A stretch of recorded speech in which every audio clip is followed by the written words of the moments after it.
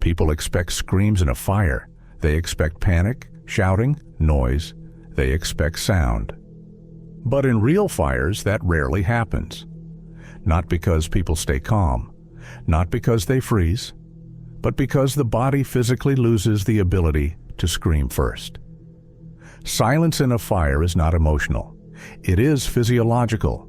Movies teach the wrong sequence. They show flames, pain, and loud reactions. Real fires do not work like that. The human body does not respond to fire as a surface threat. It responds as a respiratory emergency. Before flames matter, before skin burns, before pain becomes dominant, the air itself becomes the problem. And once breathing fails, screaming becomes impossible. When a fire starts inside a building, temperature rises unevenly. Hot air accumulates near the ceiling. In enclosed spaces, temperatures there can exceed 300 degrees Celsius.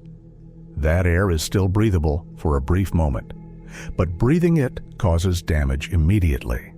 The first inhalation injures the upper airway. The second triggers swelling. Within seconds, tissues inside the throat begin to expand. This is not choking, it is thermal injury. Heat damages the lining of the throat and vocal cords. The body reacts by flooding the area with fluid. Swelling increases. The airway narrows. Airflow drops sharply. Voice requires airflow. Sound cannot exist without it. No airflow means no sound. Screaming is not instinctive noise. It is a controlled mechanical action. It requires open airways, functioning vocal cords, and coordinated muscle control. All three systems must work together. Fire disrupts all three at the same time. As heat damages the airway, the body shifts priority. Oxygen delivery becomes critical. Speech is immediately classified as non-essential. This is not a conscious decision. The nervous system does not debate options. It is automatic triage. Communication shuts down so breathing can continue. In many fires, this transition happens silently. People do not notice it occurring. They attempt to breathe. They fail to produce sound, and they do not understand why.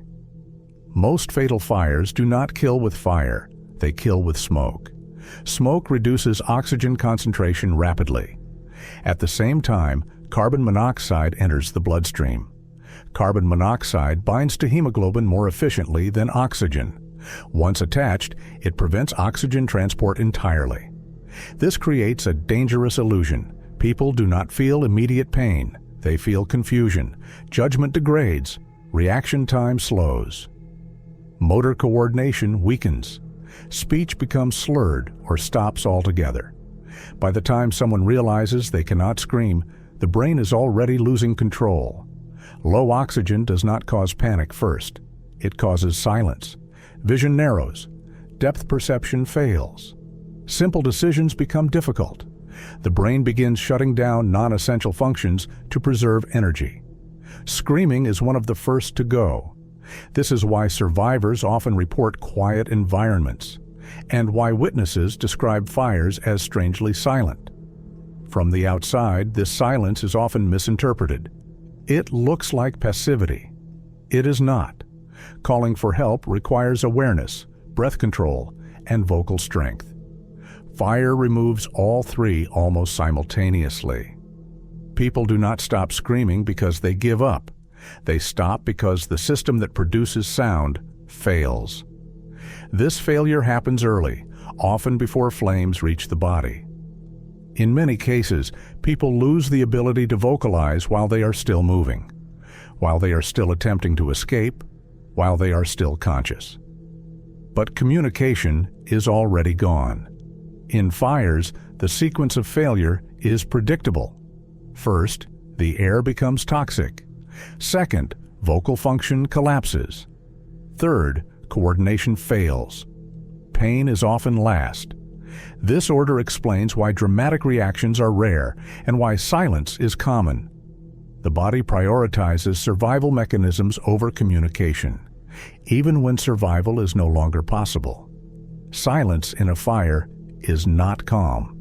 It is not acceptance. It is the moment the body stops communicating and starts shutting down.